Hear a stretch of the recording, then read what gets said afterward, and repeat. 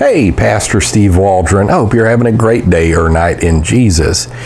Today we're going to attempt to answer the KJV's toughest questions. What I mean that is people who disagree with King James, don't look at the superiority of King James, don't think King James is best, whatever the phraseology you want to use, that we're going to try to answer their questions today, in the top questions that I've gotten over several years of the YouTube channel. So the first question we're going to attempt to answer is, how can you say the KJV is perfect? And to that response, I would say that you have to define what perfect is. I kind of default to David Cloudness. I've read a lot of David Cloud, and he is extremely underrated as a scholar and a researcher, and just writes and does his homework. And he and D.A. Waite, who by the way had 2 PhDs in languages and from Dallas Theological Seminary, so I mean he's not some lightweight. Their definition was, when we say perfect, is that every translation in the King James is an allowable translation. And so it's not to say that things couldn't have been translated a different way. Of course, the King James translators said, we're putting certain things in the margins. I used to remember all the numbers, like 9,000 or however many times that was, in the margins, you know. But they were just trying to be honest with that. And I've done several videos showing the historicity of the King James, how they were trying to make a perfect translation. They say this in the translators to the reader, which I've read numerous times, and I recommend people to just read it on a regular basis, because it says our goal is to make a translation not to be justly accepted against, which means we're trying to make a perfect translation, because what was happening at that time is they said, if we can find one error in the Bible, you have to accept basically the Catholic Church. And so this was the battle. It was a battle to the death. I mean, when I say death, I'm talking about people were dying through this, and gunpowder plot, and Mary, Queen of Scots, and on and so forth. Bloody Mary, 300 people, and all of this. And so it was a life or death situation for these people. So, I mean, that was their goal, and they kind of thought they'd hit the goal, and you pick that up in the translators to the readers when they were saying, you know, there's various words that are synonyms, and why they didn't just translate the same Greek word with the concomitant English word every time. And they're like, well, why do we want to banish certain words throughout for eternity? So as you're reading that, if you think of their implications, they're saying, we hit the jackpot. They nailed it. They did. And then the training they went through, that was their whole life, and reading all the concomitant literature in the various languages, and what's called the early church fathers, and all the Homeric Greek, Attic Greek, and on and so forth, Koine Greek. And so, yeah, that's why I would say it's perfect. Doesn't mean that there's not printer's error sometimes. I also think they're being very honest in the italics. You know, people say, is the italics inspired? I would just say it gives the meaning of the original. If there's ever italics that add to, from, when I say the original, I'm talking about what was properly there in original languages. I've made videos of where are the originals and all this, the autographa and all that.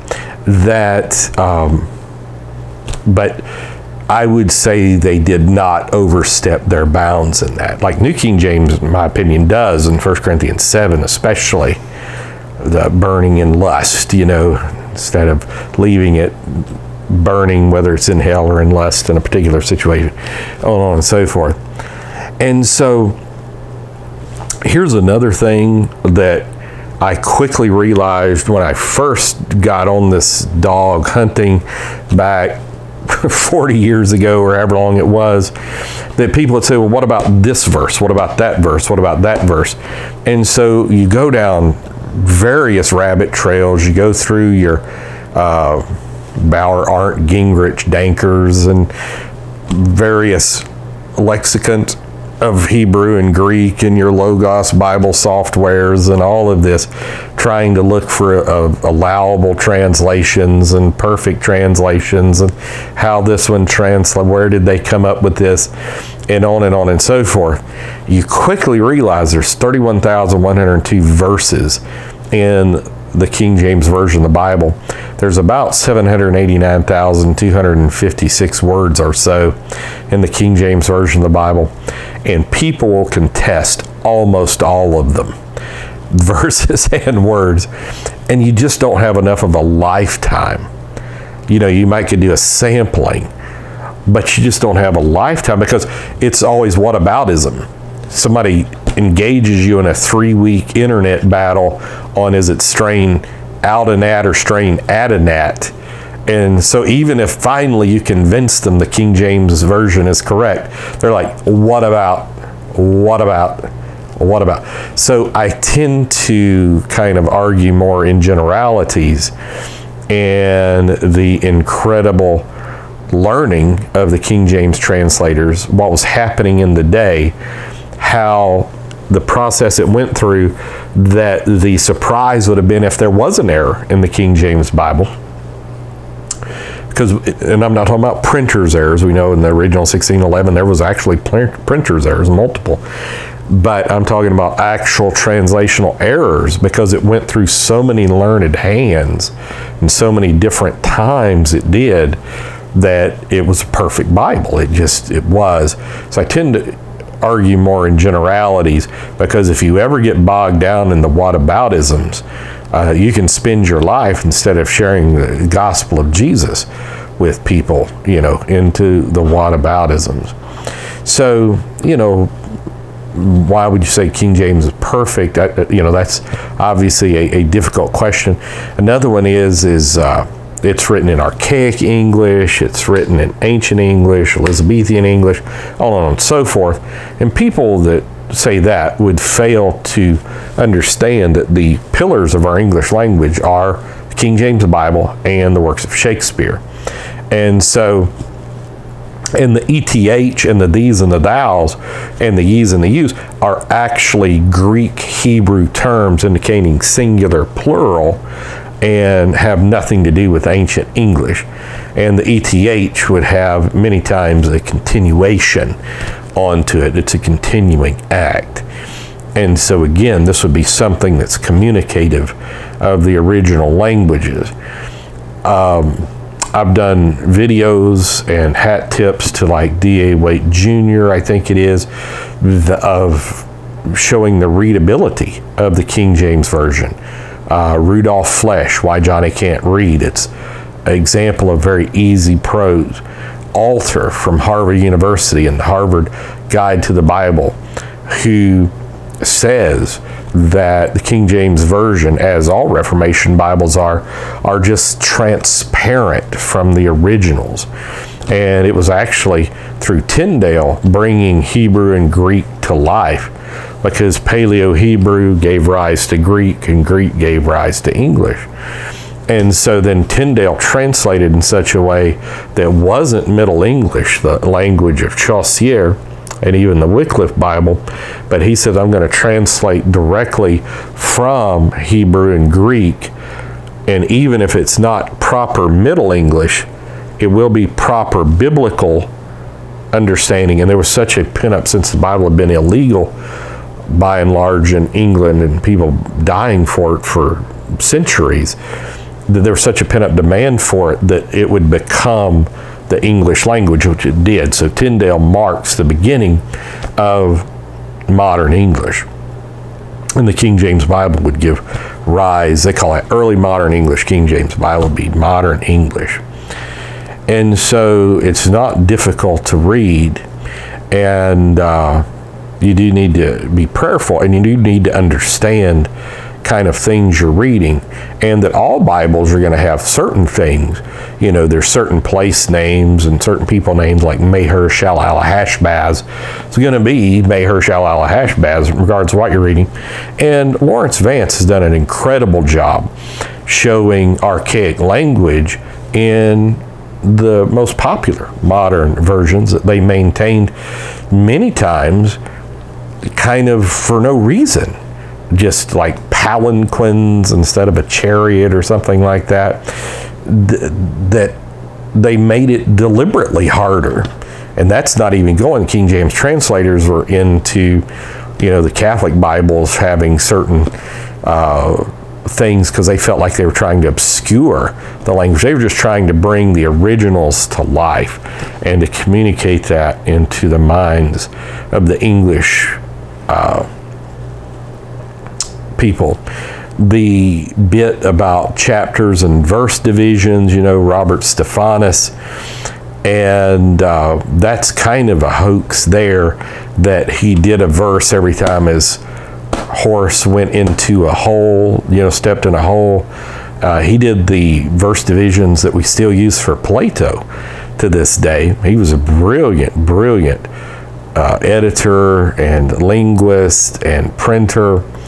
And so, the verse divisions, though they're not inspired, I don't think they are at all, that I recommend people to read the Bible at least a few times through in a paragraph style, the way it probably, for the most part, was originally written. Of course, Psalm 119, Lamentations, there's some exceptions there, but for most of the Bible, the way it was originally written was without verses, sometimes without chapters. I recommend people read it the way it is in the Hebrew Bible as well, in the Old Testament, ending with 2 Chronicles, because that gives you another perspective. And I even dearly love the chronological Bibles, like the Life Application chronological, especially the Reese, which I've read 6-7 times through, because you see where's Isaiah prophesying and Chronicles and Kings and all this. It's just phenomenal to do that. So, the King James Version of the Bible, some of the mythologies around it about why did it do church instead of congregation? Because then you'd have chaos. If it didn't say church, there is spiritual authority in the church. Why did it say baptize instead of dip? Again, dip, immerse, baptize. They said, well, they were scared of the king. No, they weren't. It's a total lie. They immersed in King James time. The Church of England did. The word baptize had been in the English language since, I think, 1066 with the Norman invasion, according to the Oxford English Dictionary. And so that's one thing that frustrates me constantly, is the various lies. Now, getting into manuscript tradition, well, we found a lot more manuscripts, Dead Sea Scrolls, and so we've got a lot more to work with. Well, the King James translators basically knew of every variant reading because of their vast understanding of not only the early church writings and ancient Jewish writings, but the manuscripts they had available to them. And here's a dirty little secret of textual criticism that is rarely talked about, is that there have been thousands and maybe into the millions of manuscripts destroyed from the time of King James until now through various fires, like the Great Fire of London in 1666, the Great Lisbon Fire, earthquake, and then all of the wars, the Napoleonic Wars, even the wars of Islam coming into Vienna in the 1600s, and World War II, obviously, World War I, the Russian, Balkan, Ottoman wars, firebombing, all the incredible museums destroyed during the horrible wars of Europe, and just in certain times, sometimes just things didn't fit an official narrative and just went into the incinerator or got hidden somewhere or something. And so forgeries. And so they actually may have had more things to look at, and there's a lot of evidence for that, like Erasmus and others talking, other textual redactors, and I hate that terminology, and critics, and I hate that terminology, textual studies people in the Reformation time, Bazet, they're talking about certain things Like they've got manuscripts that read this way. And even like the translator of the Spanish Bible, Castor de Reina, and this. And we're like, where is that manuscript? Where are those manuscripts? Where is that series of manuscripts? And so they had access. And so like Erasmus, he was offered Vaticanus and he wouldn't take it. He was like, no, I'm not trusting that. So they understood. So yes, there have been a few scraps of paper, nothing necessarily real major, because I've done many videos on Sinaiticus, why I would consider that not real major, outside of the Dead Sea Scrolls. But the Dead Sea Scrolls are going to, by and large, go with the Masoretic text. Either the Masoretic text or a Proto-Masoretic text, as seen in the Isaiah scroll, but in many others. And Pickering goes into this in great detail in the 5th edition of the Identity of the New Testament Text. And then there's a F35 book that's kind of a distillation among that. But people are just like, well, knowledge has increased. We know Hebrew and Greek better than they did. We don't. They just knew it because they knew it was a matter of life and death to know it. So this is just answering some of the KJV's toughest questions. It's not that difficult to read.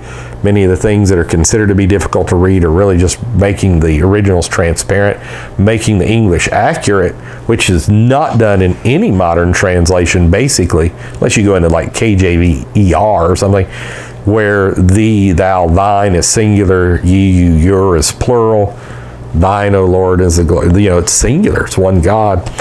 And whether it's talking one person, I say unto thee, Nicodemus, ye, everybody must be born again. And manuscript traditions, they knew the particular emendations and these type things. So God bless. You can trust your King James Bible. God has promised to preserve his word in the English language than King James. And there's a lot of great translations in other languages. See you later. Bye-bye.